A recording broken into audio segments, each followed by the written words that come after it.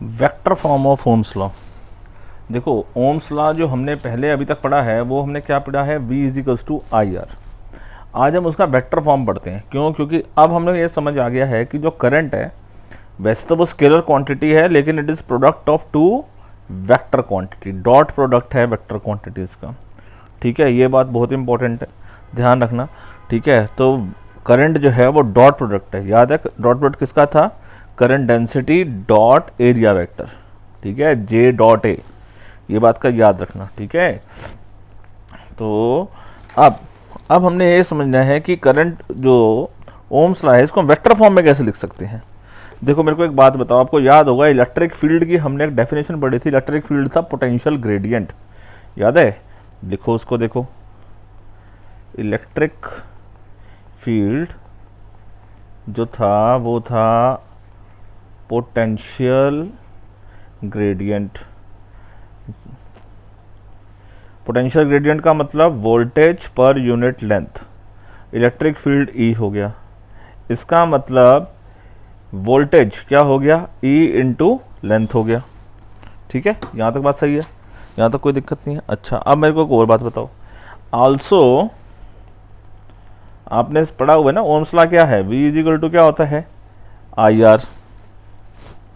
Are आई तो आई है, are क्या होता है, रेजिस्टेंस। रेजिस्टेंस होता है resistivity into length upon area. तो लेंथ एल मैंने ऊपर कैपिटल लिखा है, तो लेंथ अपॉन एरिया। तो ये हो गया V is equals to I R. ठीक है, वोल्टेज जो है वो अभी हमने पढ़ा है voltage is equals to E into L भी है, और यहाँ हमने पढ़ा V इज इक्वल्स टू इसके बराबर भी है। तो हम यहाँ दोनों का नंबरिंग दे देते हैं। ठीक है, तो फ्रॉम फर्स्ट एंड सेकेंड,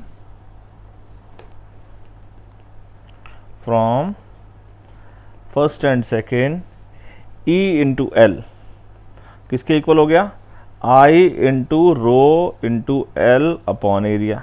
ठीक है, एल से एल कैंसिल हो गया, एल से एल कैंसिल हो गया, तो क्या बचा आपके पास, E is equals to I into rho upon area. ठीक है, अब मेरे को एक बात बताओ कि जो इलेक्ट्रिक फील्ड है, इलेक्ट्रिक फील्ड तो वेक्टर क्वांटिटी होती है, ठीक है ना? ओके, और यहाँ पर एक चीज़ है करंट डेंसिटी। करंट डेंसिटी तो डेंसिटी है, वो तो स्केलर क्वांटिटी होती है, वेक्टर तो नहीं है वो तो। इसका मतलब आई अपॉन ए वो एक वेक्टर क्वांटिटी होनी चाहिए। और करंट पर यूनिट एरिया याद है क्या थी, यही तो थी करंट डेंसिटी, जिसे हमने जे से रिप्रेजेंट किया था। तो J into rho into electric field. तो अगर इसका मतलब ये हुआ कि अगर इलेक्ट्रिक फील्ड वेक्टर है तो ये किसकी वजह से वेक्टर है, जे की वजह से वेक्टर है। सही बात है ना? तो इंटू डेंसिटी, बात समझ में आ गई?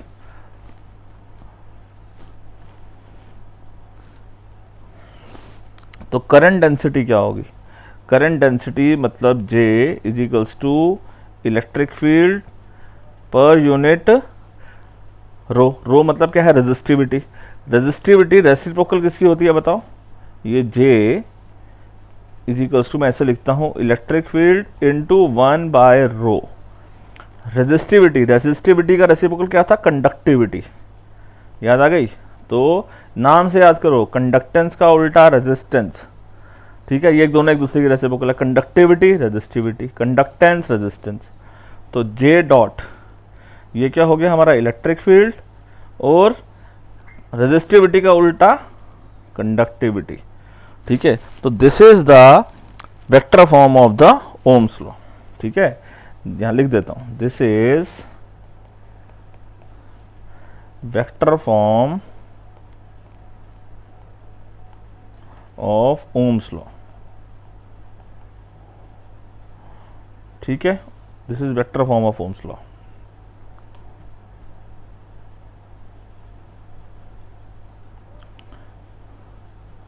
तो कभी वेक्टर फॉर्म की अगर ओम्स लॉ की डेरिवेशन आएगी तो आपको इतना ही लिख कर आना है। ठीक है, done, which is equivalent to,